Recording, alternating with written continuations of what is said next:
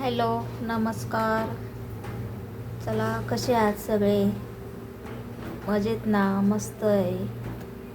आपण आज बनवत आहोत पारंपरिक पद्धतीचं खार वांग. त्यासाठी आपण घेतले तिथे काटेरी वांगी. आता त्याचं आपल्याला वाटण तयार करून घ्यायचं आहे.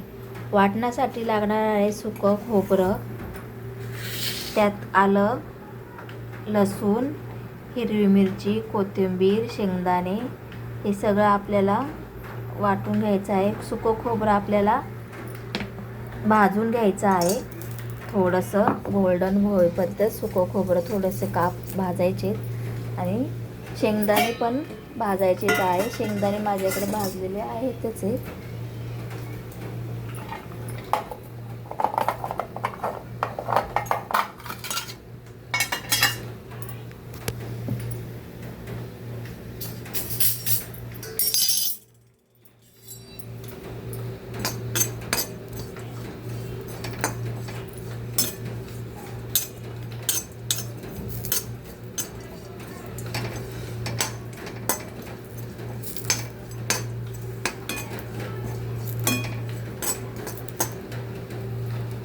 तर आपण हे वाटण तयार करून घेऊया.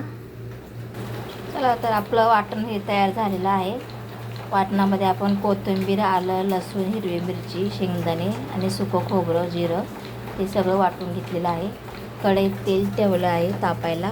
आपण आता भाजीची तयारी करतोय.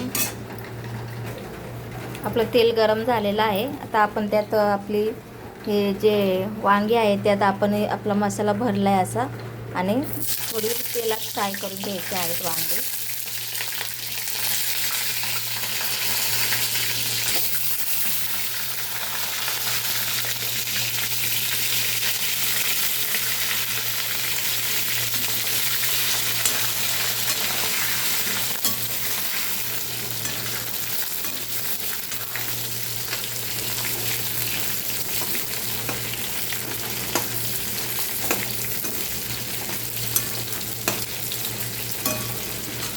त्याचबरोबर त्यात आपल्याला एक चमचा धना पावडर घालायची आहे.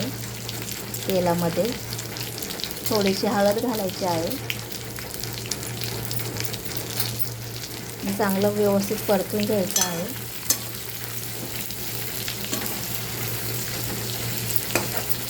वांगी जरा परतून झाले की ते आपल्याला जो उरलेलं वाटण आहे ते पण मसाल्यात तेलामध्ये टाकून चांगलं फ्राय करायचं आहे. तर आपला बघा मसाला असा मस्त सुंदर फ्राय झालेला आहे. छान एकदम तेल सुटेसपर्यंत एकदम छान झाला आहे मसाला. आता आपण याच्यात थोडेसे बेसिक मसाले घालणार आहोत. गरम मसाला किंवा किचन किंग घरगुती तुमच्याकडे तो असेल तो टाकू शकता तुम्ही मसाला. मी इथे गरम मसाला आणि किचन किंग घातलेला आहे, माझ्याकडे होता तो. आणि हा छान परतून घ्यायचा आहे. आणि याच्यात आपल्याला जेवढी ग्रेव्ही जास्त नाही करायची, थोडीशीच बनवायची आहे. त्यात जास्त पाणी नाही घालायचं. आणि आता याच्यात आपण गरम पाणी घालूया.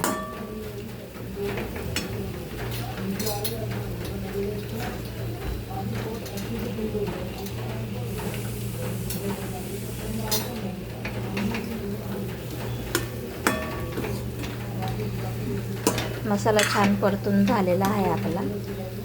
मीठ पण मी वाटणामध्येच घातलेलं आहे. मीठ वाटणात घातलं म्हणजे छान वांग्यांना मीठ लागतं आणि वांगे आळणी लागत नाहीत. मग व्यवस्थित छान लागतात वांगे, खायला चवदार टेस्टी होतात.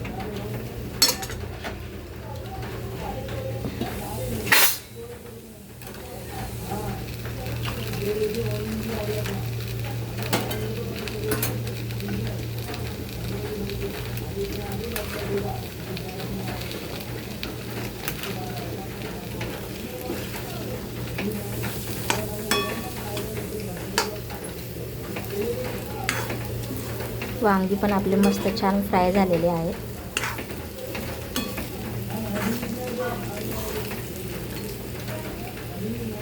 तर आपण याच्यात पाणी घालूया.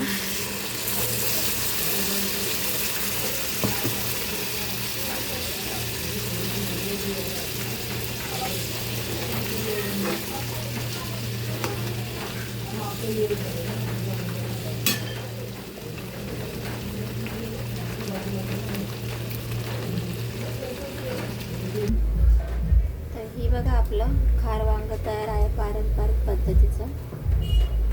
आपण याच्यासोबत भाकरी चपाती खाऊ शकता आणि छान लागते. तर तुम्ही पण ट्राय करा आणि कसं झालं ते सांगा मला.